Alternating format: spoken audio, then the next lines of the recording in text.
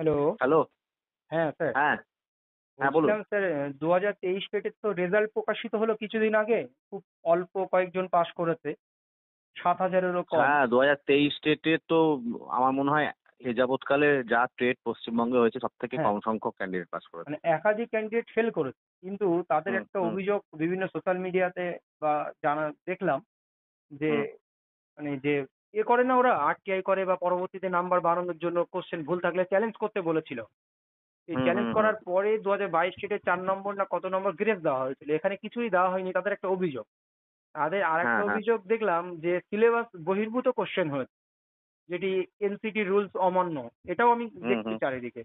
আবারও কিছু বলা হচ্ছে যে কিছু কোশ্চেন ভুল আছে। তো এই কি হুম, হুম। বিষয়গুলো কি সত্য?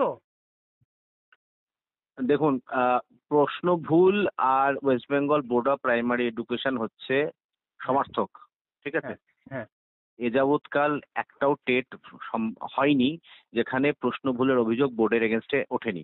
হ্যাঁ, তাও 22-এর টেটের ক্ষেত্রে এটা বলা যায় যে বোর্ড চেষ্টা করেছিল যে একটা ফেয়ার প্লের, এবং সেক্ষেত্রে প্রভিশনাল আনসার কি থেকে ফাইনাল আনসার কিতে যখন আনসার অপশন চেঞ্জ করেছিল তখন ক্যান্ডিডেটদেরকে নাম্বার দিয়েছিল। 4টে প্রশ্নের ক্ষেত্রে এরকম হয়েছিল।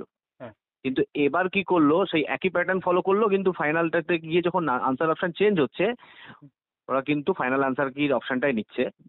হুম, আমাদের যেটা অভিযোগ উঠছে যে জায়গাটায় মেনলি আমরা যেটা বলতে চাইছি যে প্রভিশনাল আনসার কিটাও বোর্ডের তরফে যিনি কোশ্চেন সেটা তাদের তৈরি করা, হ্যাঁ, তারাও সাবজেক্ট এক্সপার্ট।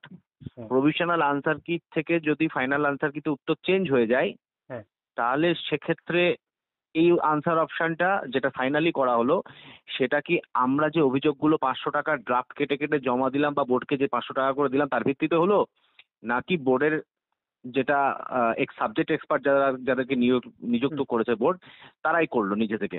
হুম, কারণ হচ্ছে প্যাটার্নের আমরা কিছু পরিবর্তন গতবারের থেকে পাচ্ছি, হ্যাঁ, যেটা আপনি এক্ষুনি বললেন যে প্রভিশনাল গতবার 4 নম্বর কোশ্চেন সবাইকে দিয়েছিল, এবারকে সেটা দেয়নি। হুম, এবং একটা বিপুল সংখ্যক ক্যান্ডিডেট যারা কিনা প্রভিশনাল আনসার কি থেকে ফাইনাল আনসার কিতে আনসার অপশন চেঞ্জ হওয়ার কারণে ফেল করেছে। হুম, মানে তাদের ফেল করার নাম্বার যেটা সেটা 1, 2, 3-এর মধ্যে সীমাবদ্ধ। বেশিরভাগ ক্যান্ডিডেট 1 নম্বরের জন্য কোয়ালিফাই করতে পারেনি। হুম, সুতরাং মানে যাদের সঙ্গে আমাদের ইন্টারাকশন হচ্ছে, বেশিরভাগ বলতে চাইছি আমরা যারা আমাদের সাথে যাদের কথোপকথন হচ্ছে, হুম, তো এক্ষেত্রে এরকম কেন হলো আর কেনই বা বারবার বোর্ডের এগেনস্ট এরকম অভিযোগ ওঠে, এবং এমনটা নয় যে ফাঁকা কোনো অভিযোগ, প্রত্যেকবারে এটা প্রমাণ হয়ে গেছে যে বোর্ড আনসার অপশন ভুল করেছে। এবার 17 আর 22 স্টেটের জন্য সেটা প্রমাণ হয়ে যাবে। রিপোর্ট জমা পড়ার পরে পরেই আপনারা সেটা সবাই হুম, জানেন। হুম। এবার 23-এও কেন আবার সেই একই জিনিস হলো, সেই জিনিসটা কিন্তু বোর্ডকে আবার কোর্টে জবাব দিতে হবে। আচ্ছা। তো কটা কোশ্চেন ভুল মনে হচ্ছে, বা এই আনসার অপশন নিয়ে সমস্যা?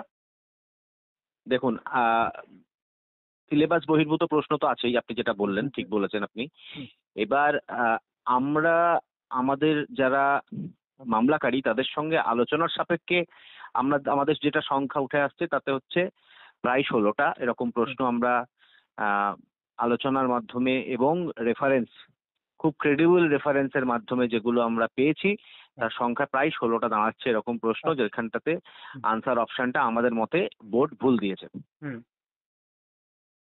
আচ্ছা, তো আমরা এই 16টা সংখ্যা নিয়ে এগোচ্ছি, এবং এর মধ্যে কিছু কিছু তো বোর্ডের বই থেকেই দেখিয়ে দেওয়া যায় যে বোর্ড তার পাঠ্য বই, বোর্ড অনুমোদিত যে সমস্ত পাঠ্য বইগুলো হুম, পড়ানো হুম। হয় সেখানে আলাদা আনসার অপশন দিয়েছে, আবার এখানে এসে টেটে এসে বোর্ড আলাদা আনসারকে সঠিক বলে দাবি করছে। যেগুলো আর পশ্চিমবঙ্গ কিছু, সরকারের বই রয়েছে, সেই হ্যাঁ, সমস্ত বইগুলো। পশ্চিমবঙ্গ সরকারের বই রয়েছে, বামনদেব চট্টোপাধ্যায়ের মতো বামনদেব রিনাউন্ড চট্টোপাধ্যায়। লেখকের বই রয়েছে।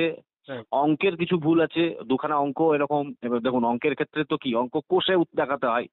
হুম, তো হুম, সেক্ষেত্রে আমরা সেটা দরকার হলে কোর্টে কোর্টে আমরা কিভাবে ফর্মুলা বাই ফর্মুলা অঙ্কটাকে কষে আনসার অপশন কি হওয়া উচিত সেটাও আমরা দেখিয়ে দেবো। আচ্ছা, আচ্ছা। আরেকটা জিনিস, মামলা কবে নাগাদ হচ্ছে যদি হয়ে থাকে? দেখুন, মামলার সমস্ত কিছু তো কমপ্লিট রেডি হ্যাঁ, হয়ে গেছে আমাদের। হ্যাঁ, আমরা কোর্ট রিওপেন হলেই কেস নাম্বার পড়বে এটা, হুম, এবং আমরা চাইবো এটাই যে আহ, দেখুন, 23-এর ক্যান্ডিডেটরা খুব দুর্ভাগ্য তাদের এটাই যে যেদিন তাদের টেটের রেজাল্ট বেরোলো তারপরে সঙ্গে সঙ্গেই তাদের রিক্রুটমেন্টের আপনার নোটিশ।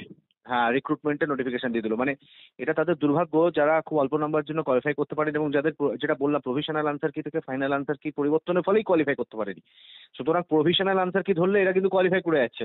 Right, right. তো এইটা তো দুর্ভাগ্য, তারা তো রিক্রুটমেন্ট থেকে বঞ্চিত হচ্ছে। হুম। তো যাই হোক, সেটা আমরা কোর্টের নজরে নিয়ে আসার চেষ্টা করবো এবং খুব শিগগিরের মধ্যেই সেটা চেষ্টা করবো আমরা। তাহলে কোর্ট খুলছে 24শে অক্টোবর। হুম হুম। তো কোর্ট 24শে 24 অক্টোবর অক্টোবরই করছে। কি ফাইল হচ্ছে? বলা যেতে পারে 24 অক্টোবর। আচ্ছা, মামলা কবে নাগাদ উঠতে পারে? মামলা কবে নাগাদ উঠতে পারে সেটা একটা খুব গুরুত্বপূর্ণ প্রশ্ন, আপনি ঠিকই বলেছেন। এবার আমরা চেষ্টা তো করবো তাড়াতাড়ি ওঠার। এরকম নির্দিষ্ট দিন বলাটা সম্ভব নয়। এখন বর্তমানে যা কোর্টের পরিস্থিতি সেটা সম্পর্কেও আপনারা খবর রাখেন যে এখন আগের মতো যেমন আমরা বলে দিতে পারতাম যে অমুক দিনকে উঠবে, তাহলে অমুক দিনকেই উঠতো। হুম। সেটা অত ইজিলি বলা যাচ্ছে না।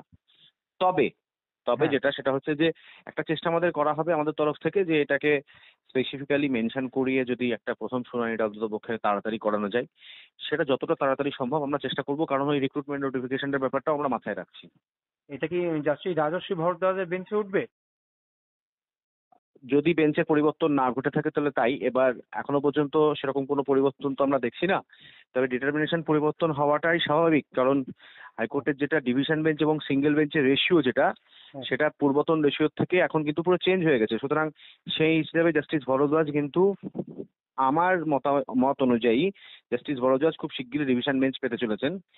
তো হুম। সেক্ষেত্রে বেঞ্চে পরিবর্তন হওয়া উচিত খুব তাড়াতাড়ি। এবার সেটা এই দফায় এখনো হলো না, আমরা ভাবছিলাম হয়তো হয়ে যেতে পারে, কিন্তু হলো না। হয়তো আগামীতে খুব শিগগিরই হবে। আচ্ছা। তো যদি শিগগিরই হয়ে যে বেঞ্চ আসুক তার কাছেই আমরা মামলা করব। আচ্ছা। Okay sir, thank you. ঠিক আছে, ভালো থাকবেন আপনিও। ওকে, হুম। ভালো থাকবেন।